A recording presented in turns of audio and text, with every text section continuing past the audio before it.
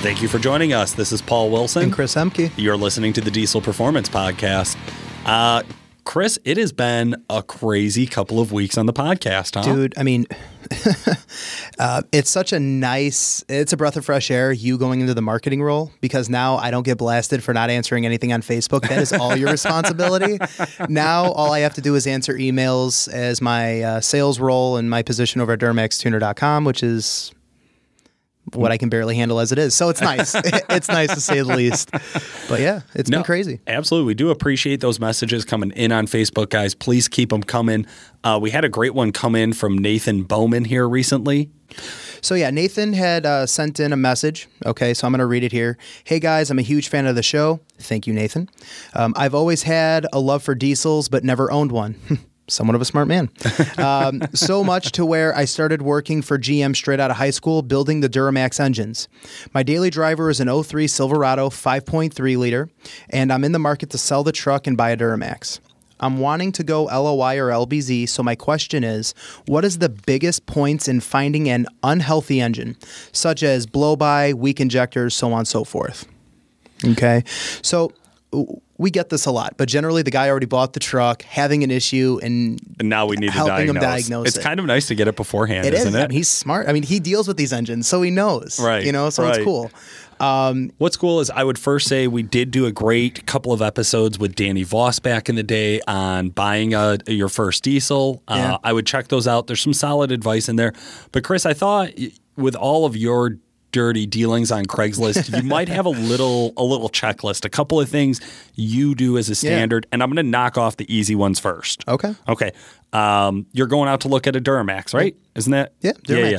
Going out to look at a Duramax. Boom, pop the hood, grab the upper radiator hose. That's a staple. If you can touch the hose together, even if there's a little pressure, but if you can touch the hose together, you're good to go. I mean, this is after the truck's been ran too. So you want to run the system, you want to get it hot.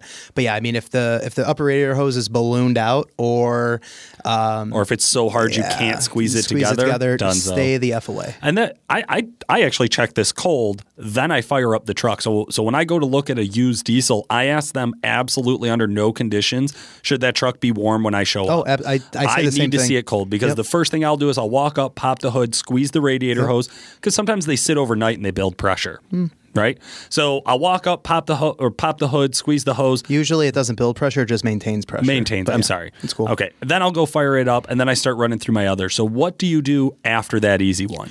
So I'm gonna go back to what I do, my practice. Break it down. My dad taught me at a very young age. There's a lot to be said about a vehicle that has a nice driver's seat or cockpit.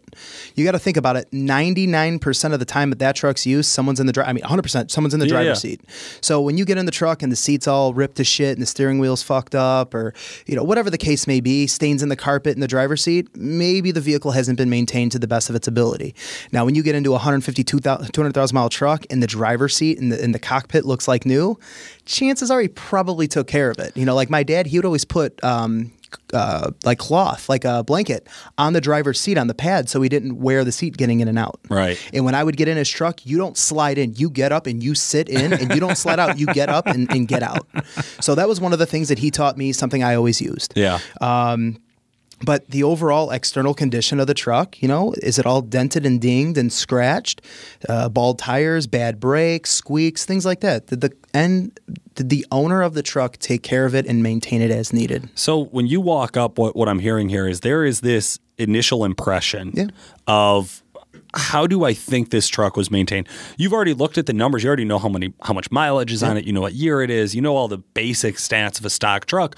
But when you walk up, you kind of look to see, is this something that I would put a target on? Is this something that I want? Or is this something that has probably changed hands quite a few times? I mean, we'll go back to my 07 truck, my 07 Cummins. 348,000 miles. That body looked like it had 50,000. It did, yeah. The body was gorgeous. Yeah. You open the door, the interior looked like it was brand new, other than the typical bar feeling in your leg on the left side of your leg. Yeah. But the seat didn't have a rip. The interior was flawless. That guy took phenomenal care of that truck. Right. So those are the things that I look at. And that's going to tell you a lot about, the previous owner maintenance, things like that. But to dive into the mechanical side of things, check all your fluids. One thing I do, I always recommend and I always demand that the truck be cold. I pull the oil cap and I pull the dipstick on a cold start. So before I go and start it, I pull the cap, I pull the dipstick, start the truck. Is there any white smoke? Okay, there's going to be a little breathing, things do happen, but if you have a heavy breather, I mean, you're going to see it. It's right there in the flesh. Yeah. Check for leaks, get under the truck. Is anything damp? The trans, the housing, the oil pan, things like that. If you have the ability to gain access to like controllers, like devices to check balance rates, scan tools and whatnot, check balance rates, take the truck for a drive, lean on it, check, fuel pressure, things like that. Trans fluid, inspecting that, making sure the trans goes through the gears with no hesitation. I mean, this is all common sense stuff that anyone that is buying these trucks are not cheap. Okay. Yeah. So these are all things that I feel they're also all easy to overlook because for sure. What happens? I've done that too. You get there and you get excited. You're like, oh fuck, it's clean. Dude, I gotta new have truck. it. Yeah, like oh man, I've always wanted that LBZ. I've always wanted that fully loaded crew cab. Dude, it's got a sunroof. That's rare. Gotta have it. And the truck's the biggest piece of shit. So many times. There's a lot of things there. Checking the coolant reservoir too. If it has bad head gaskets or you have like a bad oil cooler or a crack in the head, you'll see black residue in the coolant reservoir. So there's just a lot of things that you can always go online and Google what to look for or whatever, or give us a call over at the shop and we'll kind of help steer you in the right direction. Yeah. But these are things that I've been buying and selling trucks online for 12 years, and I've gotten better over time, to say the least. Hey, and run a VIN number and make sure it's not a salvage title. Been there, done that too. Yeah. That hurt me a couple years ago. It's not a salvage. Yeah. No, it's clean one owner. Bullshit. Salvage. On a new VIN it is. So stuff to look out for. Yeah, absolutely. Nathan, thank you so much for sending in a message to us. Other listeners, please feel free. Any questions you have about the trucks you have, your next performance mod, just questions in general, send them in. If it's something we can't answer, we might refer you over to somebody who can, or we'll try to bring them on the show and talk to all of our listeners. If you have the question, chances are somebody else does too. Cool. Speaking of a lot of people thinking the same thing. Yeah. And a target being on something. Dude. Yes. I would say a lot of people would like to put a target on a 68 RFE and blow it the fuck up. Touchy subject right now, but yes, absolutely. Come on. I mean, for real. There are a lot of people who hate 68 RFE transmissions, which is the stock transmission that came in the 07.5 and newer Cummins. Yeah. Right? 07.5 to 9, the third gen 6.7s, which there's not a ton of aftermarket support for. Mm-hmm. Us over at Calibrated Power Duramax Tuner, we specialize in the 2010 to 18 68 RFEs because the segments in the trans are now in the powertrain control module for Ram, so we have full capabilities of tuning them. So we can actually tune them, right? So yeah, let's kind of dive into it. One of the reasons why I would never buy a 4th gen Dodge or a 6.7 in general was because of the trans. Like if I bought one, had to have a manual. But let's talk about why that is, because I feel like there was this big hype around how terrible they were because of failures. Yeah. So what kind of fails? What failed in them? Generally the what I have heard from the experts and from end users is it's usually the 4th, 5th, 6th gear. So it's your overdrive gears. So it's clutch slippage? Clutch slippage, converter failures. And I think a lot of that's dedicated to, number one, no one with a Cummins has stock tires, right? They all run 35s. Yeah. These transmissions are designed to get into high gear and maintain low RPM. For an example, you're doing 40, 45 miles an hour. The truck is in 6th gear converter locked up, 1100 RPM. Now compound that with a set of 35s. Right. And then, well, I think, and for those who don't know why that's a problem, is what happens is then you step on the throttle. Yep. And because you're 4th gear, 6th. Loaded, lugged, or more so like the truck is, you're trying to harness a lot of power or a lot of torque at a low RPM, and the truck, it's just lugging. And it doesn't want to downshift. It doesn't want to unlock and downshift. Right. It just wants to stay maintained in that gear, which is just very, very stressful. So there's two things going on there. One, the overall responsiveness is slow. So what I'm trying to say there is the physical time it takes to engage and disengage different clutch packs takes a long fucking time. Yeah. And then two is you have this strategy problem where I feel like there's always been a balance between drivability, horsepower, and fuel mileage, right? Like, hey, we need this truck to feel fast from the driver's seat, but we also have to have reliability out of it. We can't go blowing shit up. And then on top of that, We also need fuel mileage. Yeah. Well, responsiveness and fuel mileage work against each other. For sure. So they're like these polar opposites where if you want the truck to feel really responsive, you stretch those gears out and you delay that shift. And you hold gear for longer, especially in a 6.7, which has such a wide torque band. Yeah, for sure. At a low RPM too. At a low RPM, right? So what happens is I think that drivability function is really what drives guys fucking nuts. Because in the newer stuff, we don't see the failures nearly as common. No, but I think one of the other things that separates what we can support on the newer Rams, it makes the trans a little bit more robust, is the ability to maintain higher line pressure. Right. So the line pressure is going to allow for more sufficient clutch coupling. So less slippage, less heat to build up over time. So for the guys with the bigger tires or the guys who just want to make a little bit more power, you have that reassurance in the clutch packs that are being applied. Yep. So when we did the R&D several years ago, we reached out to a lot of the big names in the 68 world. Hey, what are the limitations? What is factory valve bodies capable of supporting line pressure wise? Because there's a relief valve, more or less, in the valve body, which will open at a specific line pressure. So, and that's what kills you. And that's what's really going to hurt you. So you got to understand the limitations of the factory components. Then you need to understand what aftermarket components can support higher line pressure or support that next step or that next level of performance. Right. So that's kind of what the guys over at Calibrated Power did. And, what we've been able to develop is, you want to take a stock truck, we'll just go 4-gen Dodges, right? Sure. So CME trucks, which is your 13 to present, they're going to make roughly 340, 345 horse to the rear tire. So on a stock everything truck, we can turn that truck up about 110 horsepower. Yep. You want to go further than that, you got to do either a valve body modification, some of the earlier trucks we can do. Otherwise, I send you to someone like a RevMax or an ATS, and you get an aftermarket valve body. Then we could turn the truck up to north of 500 horse on a stock trans. Which guys are doing it, and they're loving it. Well, and I mean, we can go a step further. We could take the 15 truck that we have over at Calibrated Power, an upgraded converter and a valve body, and that transmission otherwise was stock, and we had twin turbos and an upgraded CP3 pump and a lift pump. The truck was making north of 600 horse, and it lasted for a while. It took us last fall to really launch the truck hard at the track to actually hurt it. Yeah, and we still drove the truck back. And that's after all the dyno runs. Oh, I mean that. If you really think about it, like that truck got worked very hard on the dyno time after time. So to see it hold up, I was very impressed. And honestly, now I was just in the truck with Nick the other day, and I love it. It shifts great. I've been in it a lot recently myself. It's a breath of fresh air. I was there to buy the truck with Nick, to take him to the dealer to pick it up. I was there from the start of all the 68 and the 4-gen support. So, I mean, I've been firsthand from the stock truck to what it is now. I mean, Ram is definitely the black sheep of the group when we're talking about the big three. Right. Okay.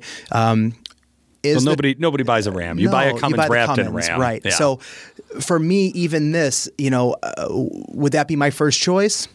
Honestly, no, it wouldn't be. But it's a simplistic approach. The truck itself, there's a lot of simple components that make it so desirable to where even with tuning, it is a force to be reckoned with. It is a nice truck to drive. It's very pleasurable to be in. The interior is nice. The drivability is nice.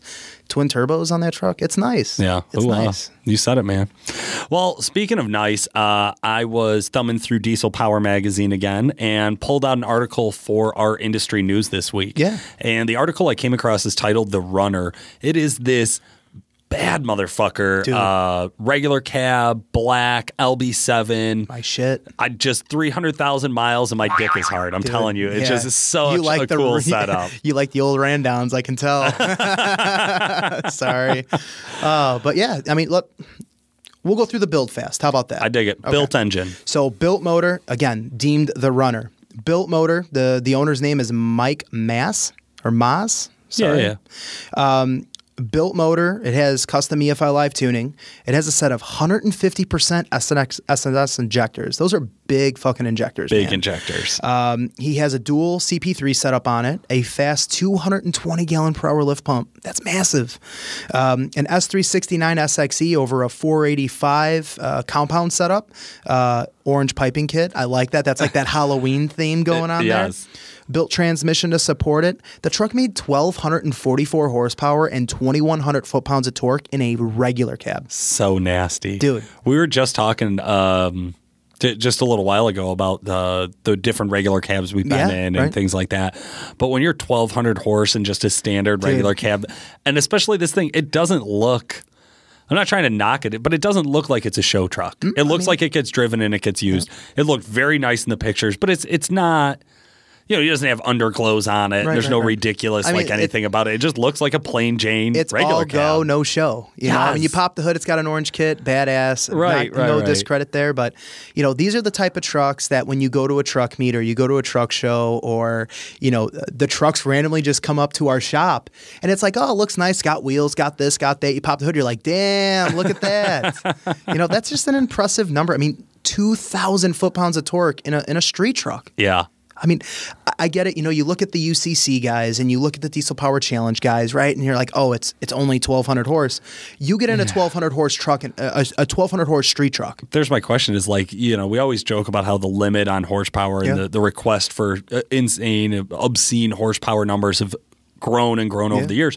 But when you actually start talking to guys about how many of you been behind the wheel of something over 1,000 horsepower, it's few and far between. And it's so labor. Because usually the guys who build a 1,200 horsepower truck, them and one of the guys who built it are the only two people who have ever driven that truck. Yeah, there's a reason for it. Yeah, right? they're like, nobody else is allowed to drive my truck. That's like Nick letting you take a 600 horse truck. Like, he freaks out. Like, shut the how did fuck Paul drive? up. How did he drive? Get Oh, come on, here. man. I could blast you right now. I'm not going to do it. Here. Not going to do it. But no, I mean, you don't build a truck like that and then give it to a novice to go drive. Right? You don't get a guy on the line that calls into the shop and says, hey, I have an 01 LB7. I want to build 1,000 horsepower. Well, what's done to the truck? No. Now, well, it's stock. You mean to tell me you're going to go from a stock 300 horse truck to a 1,000 wheel horsepower truck and you're going to know how to drive it? It More doesn't than work that way. triple the power. And I'm not trying to discredit that guy. I'm just saying because that it happens. It's a handful. Yeah. You don't just get in it and drive it and think everything's okay. It's a whole new learning curve. Yeah, absolutely. All right, man. Well, I'll tell you what, the other segment that we're going to do today is another really cool one from Exergy for their do's and don'ts. We again had associate producer Justin Tyson come on and put together a little story for us. Give us an example. We're going to let you listen to that right now, and we'll talk a little bit about it.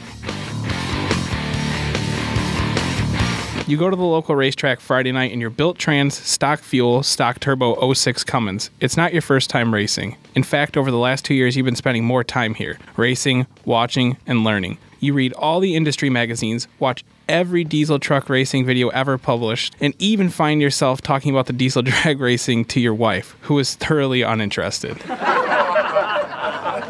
One night you notice you're losing miles per hour at the traps, and your estimated time is edging down. At first you assume this is due to rookie mistakes at the line, but your 60-foot and reaction time is perfect slip after slip. In the pits you groan about the problem. Utterly confused, you cannot seem to hit the numbers you had just last weekend. Finally, your buddies help you diagnose the problem down to your fuel system. You jump online and order the cheapest 100 over-injectors you can find. You figure now that you have all this fuel, your estimated time in miles per hour will not only come back to where they were, but now you should be a lot faster too. All right, so that was Justin breaking us down on the 06 Cummins, somebody who's been to the track a lot, learning a lot. I feel like this is a really new, young guy in the industry, right? Somebody who's put some time in, been using the truck, and he really just started to see a problem and rushed into a diagnosis. Yeah, I mean, I think, you know, when I deal with guys or hear similar stories, honestly, the first thing that comes to my mind is you have an old mechanical injection truck. Like you've had one and that's your background, and then you get into these new common rail engines and it's a different ballgame altogether, man. It really is. Absolutely. So number one here is when you're putting new injectors in the truck, you want to make sure that they match the rest of the build. Yeah. And that's really what the do is here this week is it's pay attention to what you're doing. Set realistic expectations. If you're in a common rail diesel and you throw 100 over injectors in it with a stock pump, your limit is still the stock pump. It's like trying to push all of the water coming out of a garden hose through a straw. Yeah. That straw is your limiting factor. That's all you got. Dude, I use the analogy or the comparison of go to a gas station, right? And you know the little mixing straws? Yeah. And try sucking out of that mixing straw. It's fucking laborsome. It sucks. But that's a big thing. That's what it is there. And so we get a lot of guys who run into this where they jump the gun, they throw big injectors at it. They not only think am I going to get my ET back? Which he might. He'll probably, if it was the injectors, which we don't know, it's a made-up story. If it was the injectors, sure, that just putting new injectors in stock or bigger than stock, he'll get his ET back, but he's not going to make more power. No, I mean, especially the guys, stock turbo, stock injection pump, to put it into perspective, and you go and throw a set of 100 overs in there and you think you're going to make all the power in the world.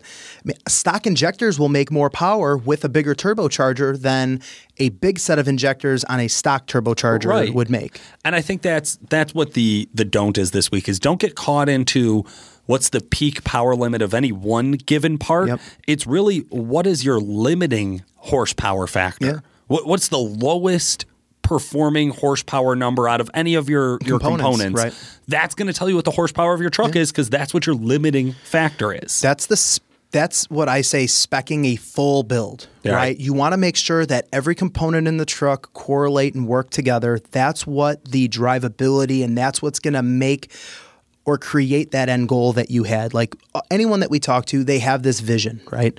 I want XXX, right?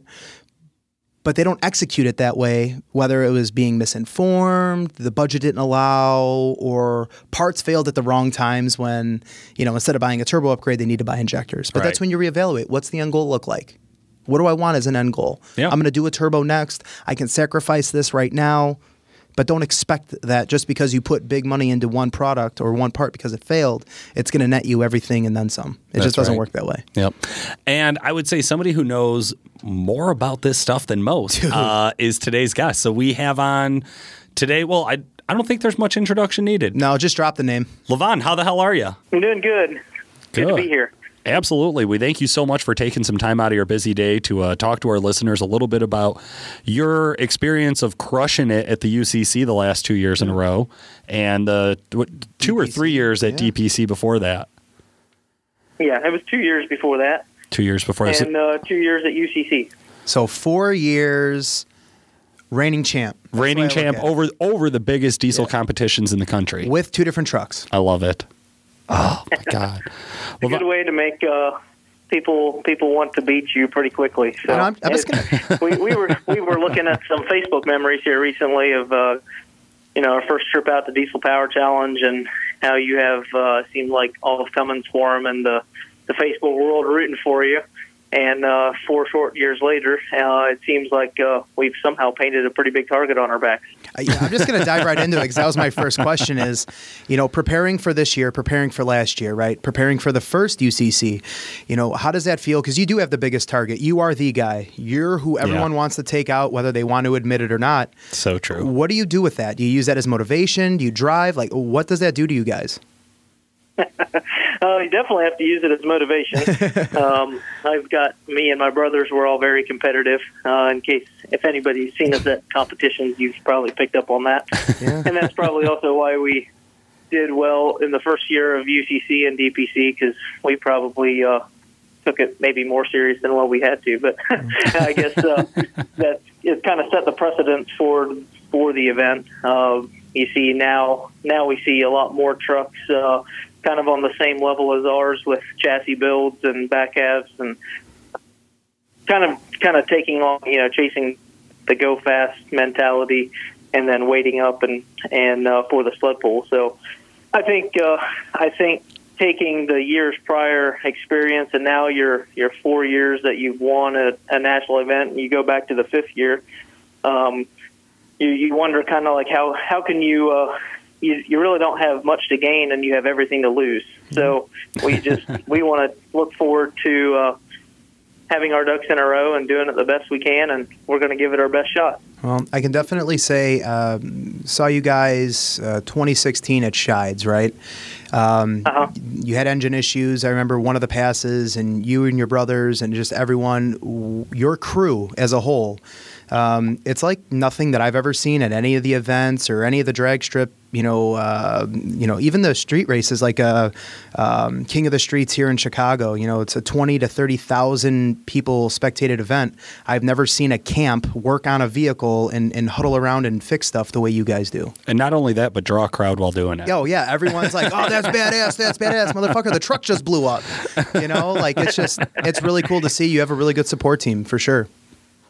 Yeah, well, and that's really the key to the whole thing is you have to have a team of people around it that want it as bad as you do. And me and the guys at Firepunk, we all are, I would say, fairly well invested into the whole diesel thing. So everybody's got their own trucks, and then when it comes to working on the race truck and it's crunch time, everybody's willing to throw in their time and efforts and make it happen. Hell yeah. Absolutely. Well, you guys as a company really do seem to be all in on the competitive aspect of this industry, where, as in a lot of companies out here, are about education or about, sharing knowledge and different kind of ways to reach new customers or ways to help people in the marketplace. You guys are really just 100% all in on the competition. How does that impact your employees? Like, I imagine they're working long weekends, they're working long nights. How do you keep them going throughout all of this? Yeah, that's a good question. Obviously, we have to pace ourselves.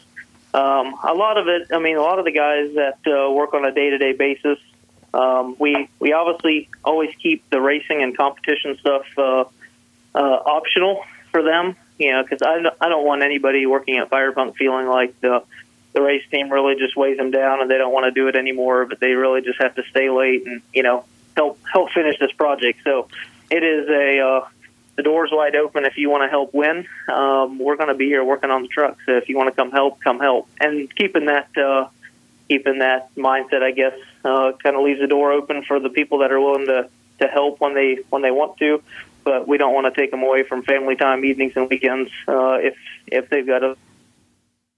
That's awesome. I mean, you're really drawing the passion out, just leaving the door open for the guys who really want it. And I think that obviously we've seen the results of that at the show, and with the results of winning, that when you have a team who's really passionate and really behind the project and believes in it, it's taken you guys a far way. I was just going to say, he's talking about family time. He's got the best of both worlds. He's with his brothers working on the truck on the weekends, so, he's got it. And we've seen your kids at some of the competitions as well. I know you guys get them out there as much as you can, which I think is great, too. It is a family sport. It's a family event. Yeah, it is. It's hard. I mean, obviously, our wives and children definitely do take the brunt of the weekend racing, because the weekend racing doesn't pay bills. Sure. So really that needs to be done outside of work hours a lot of the time. This winter we have, my brother Lynn's been working on our new Pro Mod project that we're doing for a customer in Texas. It's going to be called the Save the Racks S10, and it's a customer in Texas who has a charity foundation for breast cancer awareness, and his name's Edgar Articona. And we've been doing a big project on that. So Lynn's pretty much been full-time on race vehicles all winter, along with some fabrication projects here and there, a couple of roll bars for some customers. But it keeps everything rolling. Saturdays we usually bring the kids in and let them rollerblade in the shop while we keep on going, so the kids can spend some time with us, and we can still get our family time in. But we always take Sundays off and take a day away and step back and hang out with the kids and come back and do it again on Monday. Hell yeah. That's awesome, man. That's awesome. Structure. Well, speaking of just repetition and winning these competitions year after year, I got to kind of wonder, do you have it dialed in this year to where you really didn't have to change much and you're just bringing back the same truck, or were there a lot of modifications that you saw from last year, areas of potential improvement? Well, from where we came from UCC last year, there's a lot of improvement. We had, I don't know if you remember, we had done the Sigma motor for the dyno last year, where we were trying to lay down 3,500 horsepower, and it didn't quite work out like that. But this year, so we'd kind of lost. Didn't try to go crazy on the common rail motor for horsepower, and we ran, I think, an 860 was our best pass, and in competition at Ultimate Callout Challenge last year. And then we came back, and that was our first track day really was at UCC with the new chassis. And we looked at some data and started going over everything and figured that we had our new injectors that we had tried were a different spray pattern that on the bench were amazing, but in real world application did not yield the results that we wanted. So we actually went back to the previous year's Exergy 500% overs the following weekend and we went to Oklahoma just a few weeks after UCC, and that's where we ran that 799.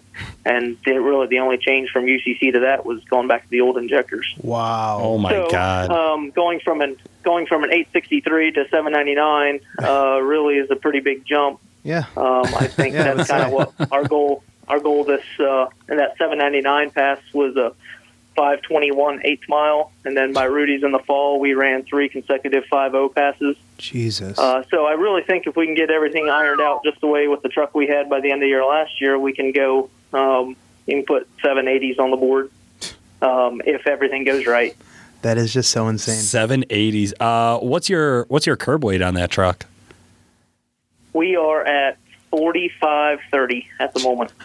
That's with about 100 pounds of ballast in it to get us above Pro Street minimum weight. Jeez. Oh my God.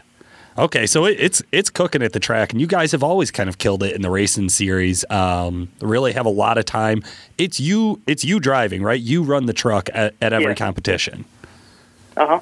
Okay, so sled pulling, you guys are no slouch either. How does this beast change from the strip to the dirt? People have kind of paid attention to some of the stuff we've done, but the hardest part in getting a back half 4-link truck to sled pull is not actually ruining your chassis in the process. So we've got big steel 1/2-inch thick steel plates that go on the side of the back half that basically make the whole back end into a solid suspension. Or we're taking the coilover shocks out and putting rigid plates in, and then we've got a ladder bar system underneath the plates that go from the plates forward to the front control arms, which ties the bottom of the truck together to keep it from flexing, and then the roll bar and the bars going back on the top basically built a bridge system to where the chassis is rigid for sled pulling, and where we'll take we jack the front of the truck up and put the OEM spring pack over top of the coilovers to hold so that we can handle the weight of the weight box up front. So there's a good bit of work that goes into it. Obviously, this year we'll just roll the 9-inch racing axles out from underneath it and roll the sled pulling axles in it with the gears already in it, whereas last year we were doing gear changes overnight. So this year we'll be rolling in axles instead of doing a gear change. Okay. Simplifying the process. So once again, kind of taking a look at what ate up a lot of time. Because as I remember the story, your guys' crew, pretty much, you included, were awake for like 3 days straight to get UCC 2017 in the books. Yeah. It was bad. We came to the end of the UCC last year and said, nope, we're not doing that again. We're done. and then I guess we just kind of pretty much, I don't know, did we go too hard, I guess? But we pretty much got to the point where we were not willing to, it just wasn't worth not sleeping, basically. You get so far, a man can only take so much, and you're like, I'm going to go sleep. So I think that's how pretty much our whole crew was by the end of UCC last year, because we did that engine swap, and we did that engine swap both nights. Like, we were retarded. Well, pretty sure. What's funny is it not only pushed you guys and your crew really hard, it worked. I mean, just for all clarity here, like, right, you won. Right. But I do love the idea that you're looking at, like, kind of at what cost, was it worth it? I love the way it's phrased there. Also, it spurred quite a bit of controversy between some of the competitors. I heard everything from you guys pulled the body off of one truck and slapped it onto another one, to you guys went through 3 motors, yeah, to you guys changed out the back half, which I thought was hilarious. So all sorts of different ideas of what people thought you were doing or thought was going on, right, as opposed to, like, what the reality is. And, like, right, if you would like to do this, feel free. I think is kind of the message there, right? Like, hey, if you guys, right, think that's, yep, what the key to winning was, go do it. I would say if anybody wants to do that, go right ahead. We proved that it can be done, but it's retarded. It's not worth the effort. Because last year, I'm guessing the body off comments probably came from the Sigma motor with the top feed injectors and the fuel lines coming out of the top of the valve cover, mm-hmm, physically did not fit in our engine bay with the aftermarket cross member we have welded in our chassis up front. So we had to take the front axle out and pick the truck up, put the Sigma engine on the ground and set the truck down on the engine, then jack the engine up, put the engine mounts on, bolt it to the frame, and then let the truck back down, put the axle back on it. So that just leads it was me. a pain. It was a lot of work. Leads me right into the next question. Do you have one motor, two motors, or maybe three this year? Just one engine. Okay. One engine. Now, I mean, last year we had the common rail setup that we ran the same engine for our racing and sled pulling. We just swapped the Sigma in to try to make a big number on the dyno. Okay. Where'd you land last year on the dyno? Second. Okay. Yeah. Is it, as we've talked to a lot of the other competitors and even the qualifiers at this point, people are starting to pick up on the fact that, like, you maybe necessarily don't have to pull first in every category, right? Like, we talked to you about this even back with Diesel Power Challenge. You really just need to be the best overall, use the point system, right? And know where you're at in the point system. Yep. But as everybody starts to adopt that, it eventually comes down to, like, there's only so many places to be first. Somebody has to be first. So do you feel like for you guys that's going to be the racing? Do you feel like that's going to be the dyno this year? It sounds like you're kind of backing off on that one. So I got to wonder, is it sled pulling or is it racing? No, I think honestly, if you can get a top three in every event, you have a fair shot at winning the event. Okay. Obviously we don't just lay down and say, oh, we're not going to worry about the dyno. But what we learned last year is I know 100% how much horsepower that Sigma engine and setup made, and I know what the chassis dyno was what we were able to actually get down to the chassis dyno. Right. So that leads me to believe that I really we saw 1,000 RPM worth of slip in our data on the dyno. So I pulled the engine to 6,500 RPM. The dyno only went to 5,500 RPM, the roller speed. So when I let off the RPM, let off the throttle under power, the RPMs immediately went from 6,500 to 5,500, which matched roller speed, which means we were getting 1,000 RPM worth of slip somewhere. So either the tires couldn't physically handle it, the transmission couldn't handle it, somewhere there was some slip. Right. We went through the transmission that night. There wasn't any signs of slipping, but yet it's such a short run, I guess you could probably slip a clutch without actually physically burning it.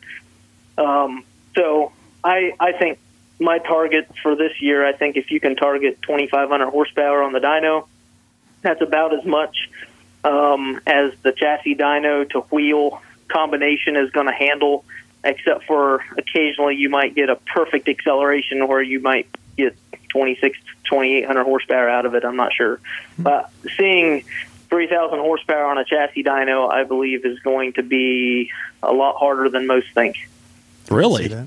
Because last year that was the big question, was who was going to hit 3,000. I mean, that's what everybody was talking about was, this is going to be the year, right? We went from 2,200 to 2,600 horsepower. Right. We just kind of saw the natural progression to break that 3,000 mark. Well, take 2016 to 2017 comparison in UCC. We did right at 2,000 horsepower on the engine dyno at before 2016, and then we went to UCC to the chassis dyno, and we added nitrous. That 2,000 was fuel only. We added nitrous, and we sprayed it to. We did 2211, if I remember correctly, on the chassis dyno in 2016, and then we went to and in 2017 we did over 3,000 horsepower on fuel only, and that pass did 2,100 on fuel only on the chassis dyno, and then we added nitrous for the second pull with the Sigma motor, and it did 2,399. And on the engine dyno, that would have done over 3,000 horsepower. We'll just say that to be safe. All right.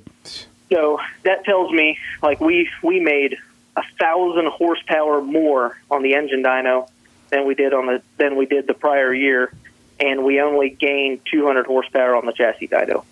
Right. Okay, so you're thinking potentially the chassis dyno is just, for now, the technology leaves you tapped out on where you can peak. I don't think the dyno itself. I think the dyno itself can do it, but look at your tire to roller contact area. Right. And it comes down to, like drag racing, you can only physically apply so much power to the track.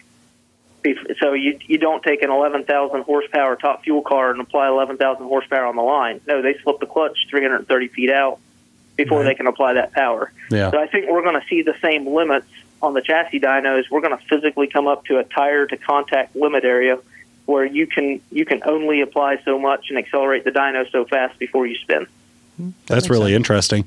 I think that'll also start to change some people's approach and how they're ramping up and how they're getting ready. I mean, I wouldn't be surprised to see some new tire options out there. Definitely. All sorts of ideas of, just like you said, what you do on the track to help you get traction. You wonder if or how that's going to help you on a dyno. Very similar concept. And of course, this is all speculation. We don't really play a lot on a chassis dyno over 2,000 horsepower. It's usually just for random events. We'll throw it on the dyno and see what it makes. It would be interesting to actually, well, I guess this year we'll probably find out. I know the industrial camp says that they're making 3,000 horsepower. So if they are, and then you should be able to see it on the chassis dyno. But that goes back to the same scenario like Sean Baca's truck did 2474, I believe, in 2016. Yep. And over winter, they said they found 800 more horsepower on the engine dyno. And then they go to UCC 2017 and pretty much put the same number down. Yeah. There is I definitely think it's, there's a gap there, right? Like we've all clearly identified it. It's just wondering how long and who's going to come out with that solution, because it may start to whittle down to who can hold on to that. Because as you've gotten faster on the street and at the strip, so have other trucks in the NHRDA. Yep. I mean, there's a battle right now. For a few months there over the summer, it felt like every 30 days somebody was setting a new record. Like every race, it was somebody else was the fastest ever in the class. It's fun, honestly. Yeah, and everybody's pushing each other. That competition, it really does seem to come to a head. I love where UCC has positioned themselves for timing. Now it's the start of the 2018 season. It really kicks off to kind of set the pace and set the bar for, is 2018 going to be a repeat of that? Are we going to continue to see these 4,500-pound trucks go faster and faster? At what point are we just limited out? Like you said, putting 3,000 horsepower down, it's still hard. Right. It's not like it's, just make more power, like, bigger turbos, right? Yeah. Right. There's still room for improvement. I mean, just knowing our truck, I mean, we picked up 4/10, or our fastest time in 2016 versus our fastest time in 2017 was like a little over 3/10 of a second. And I still feel there's room for improvement. I don't know that we can get another 3/10 out of it, but I feel like there's another 1 or 2 tenths in the trucks pretty easily, I think. But unfortunately, we were going to have put our race truck in the corner after Rudy's last year, and come springtime, just dust it off and show up at UCC with what we had last year, just because we were tired of working and spending money on it. And then we had a couple opportunities to test some new fuel system components that Exergy was working on, and also some new turbos that could have made a couple extra 100 horsepower.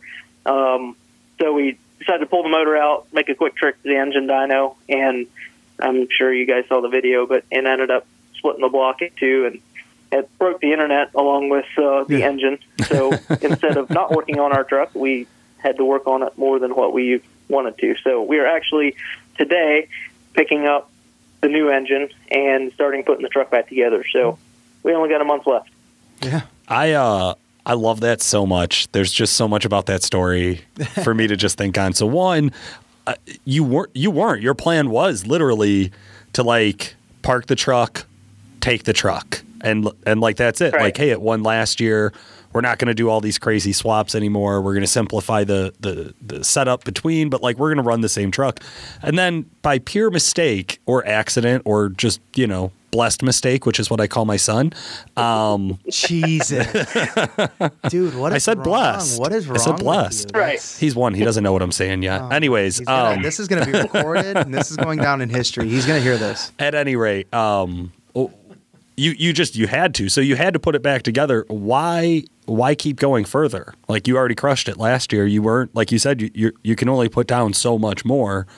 Why keep pushing it once you rebuilt it? Well, I mean, before he even answers that, there was a blessed sign, right? A sign there. He pulled the motor, and the motor literally blew up on the dyno right after that. Could have been in the truck at the track. Yeah, fair enough. Right. So, I mean, that was God looking out. I mean, there's so many what ifs there, because really that was right after we pull the running truck apart and go to the dyno, and the third pass in, it comes apart, and bad enough that if that would happen on the track, it'd probably crash the truck, and it'd have been bad. Yeah.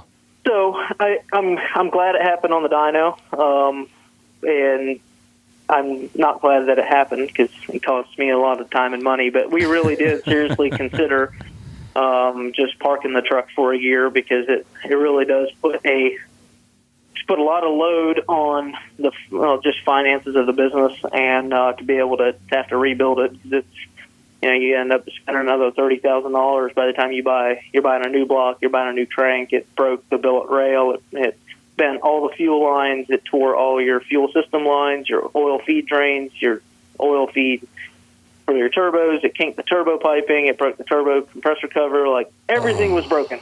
So it's kind of we're now getting the engine back. Like, it broke our fuel cell.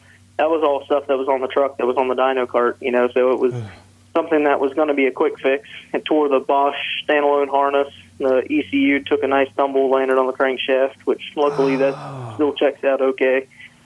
So, now we're getting the engine back. We're going to get it back in the truck. While that seems simple, but we have to make all new fuel lines, all new oil lines, all new oil drains, put new fuel cells on the truck, run new lines from the fuel cell to the engine. It's not that hard. It just takes a couple weeks to do. Jeez. Chris, I feel like we throw around the phrase a rolling hand grenade like all the time, right? 600 horsepower trucks, 700 horsepower stock engine trucks, call them rolling hand grenades. And we always make the analogy, somebody pulled the pin, we just don't know when it's going to blow, right? But once you're up at 2,000, 3,000 horsepower, even with the experience of having 4 national championships, even with the experience of all the years of racing and all the years of everything, you really... I mean, once you're at this horsepower level, you really don't know. There really isn't a way to predict how long is it going to last. You just know it's not going to last. No, you just, dude, it's a success getting and it down really, the track. I mean, we had 84 passes out of a block, and that's a stock block. And you're also starting with a core that you don't really know the history of. You don't know, does it come out of a wreck truck? Has it already had stress on the block? You don't really know what happened with it. So we really wanted to put a new billet block in it, but it was really just cost and the time involved in changing to a billet block and setup that we opted to not. So we just bought a brand new block from Cummins. That way we know the history, and we'll plan on putting 100 passes on it and probably look for another block again. I'd say one of the few guys in this horsepower range now not either considering or going to the billet blocks. They've been getting more and more popular. It seems like we've heard a lot about them this year. Yes, and they're the billet blocks that have been on the market, some of the LSM blocks. They work really well, but you still got to keep the torque out of the engine. And obviously, I mean, the longer you're in this, the more you try to tune out the torque, because the torque is really what makes insane cylinder pressures, and cylinder pressure tries to either blow your head off or break your block. But torque is also what makes you go fast. So there's a compromise. UCC kind of sets you up for failure because the dyno is a competition of horsepower plus torque for a combined number. So you really want to set up the truck to make torque so you have a good number, but that's also what tears your stuff up. Well, at least it's day 2, so you can get a good pass in on the strip and then destroy it. There are a couple companies making some new billet blocks. That was kind of what Drew's thought process at DMJ when he designed that new block with, it's got 6 bolt mains, so you get a total of 42 main bolts holding the bed plate on. He wanted to make something that is strong enough that if you do want to throw torque at it, it's going to take it and not move the mains. But he didn't physically have time to get that block done, get it to the engine dyno, get it tested, and get it in our truck for UCC. And I didn't physically have the funds to be able to afford it if he had time. Yeah. I hear you.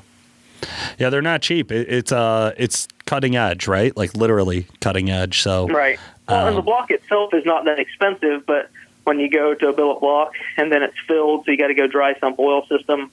You go dry sump oil system, you can easily spend $10,000 on something like that, and you start throwing money around, and you add up pretty quickly, and you look at the total amount that you're going to spend putting a billet block, billet head, dry sump engine together, and you're like, I'm out.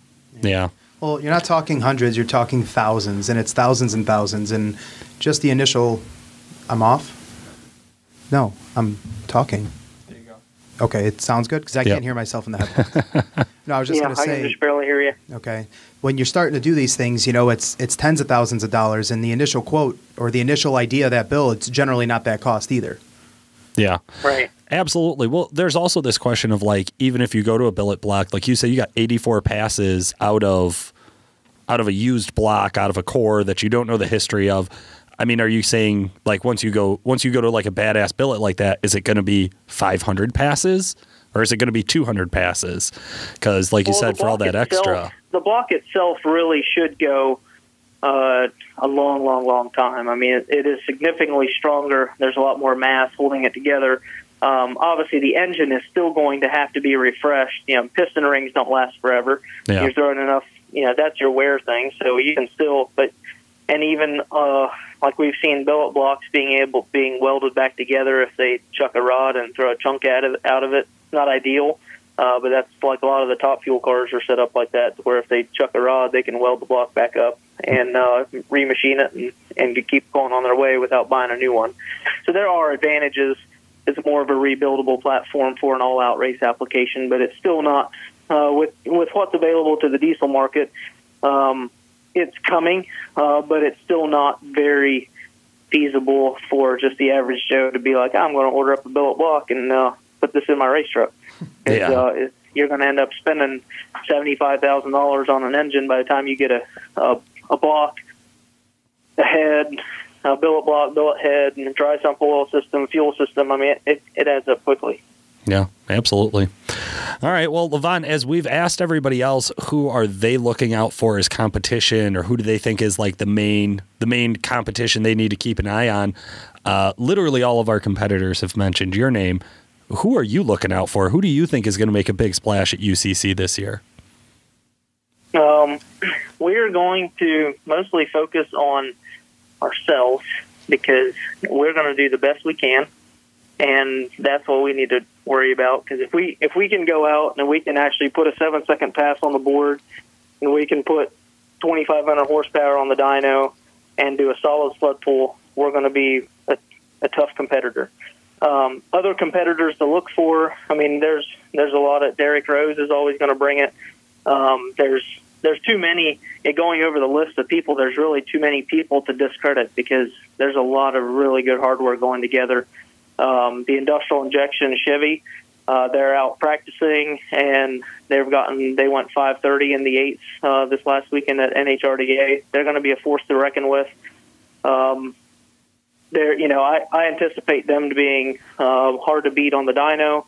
They're going to go pretty fast at the drag strip, and I'm sure sled pulling is kind of like drawing from a hat. You do the best you can, but you can't plan on winning the sled pull because you can get a bad draw or a bad read on the track and end up not doing anywhere near as good as you thought. Yeah. The dirt does seem to be the great equalizer here at this. So many guys are not set up for it. We have so few hardcore sled pullers actually in the UCC. It's kind of surprising to me.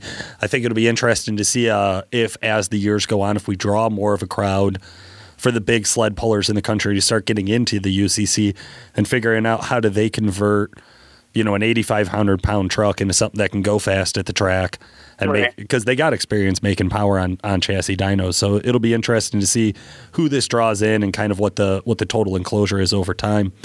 Lavon, you had already mentioned this isn't a project, obviously, you do alone. You got a lot of help from your crew, from your family. Who else do you want to give a shout-out to?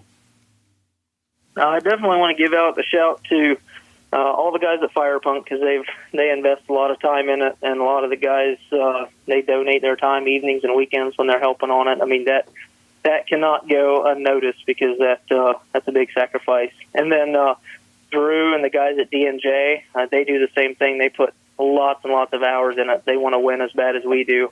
Last year, about all their guys helped on the engine swap and taking shifts overnight. And like we don't work together. Our shops are an hour and a half apart. But when they build an engine and they want to win and they jumped in and helped, you can't let that lay. And then the guys at Exergy, they've got a drive to win, and they're on our team. And I know Phil and Rick and Randy up at Exergy really all have vested interest in our projects, and we all definitely appreciate that because they're putting their time and efforts into trying to find something later and greater and bigger and better for us to be able to go out and do what we do.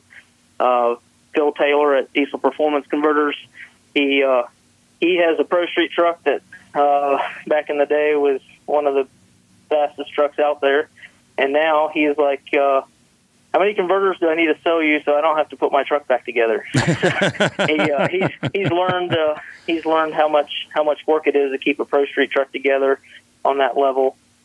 He's always willing to send us a loose stall converter for the sled pull and a different stall converter for the drag racing, and he's got his support 100%. And there's a lot of other sponsors that are coming on board this year to help us out. It's going to be a good year.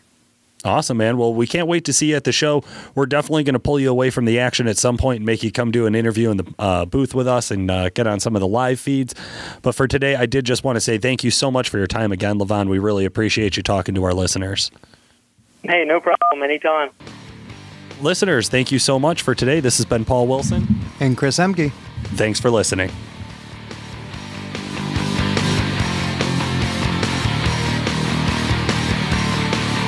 The Diesel Performance Podcast is brought to you by Calibrated Power Solutions, home of DuramaxTuner.com. Calibrated Power develops emissions-equipped calibrations for a wide variety of diesel powertrains, including Duramax, Cummins, Power Stroke, John Deere, Case, New Holland, and many more. For more information and the best customer service in the industry, check out calibratedpower.com or call 815-568-7920. That's 815-568-7920. If you'd like to contact the podcast, send us a message through Facebook or email Paul at DuramaxTuner.com or Chris at CEHMKE@DuramaxTuner.com. Hey, thanks for listening. Your feedback is appreciated. Please rate and review us on iTunes, subscribe on YouTube, like us on Facebook, and by all means, let us know if you have any ideas for a podcast. We'd love to hear from you.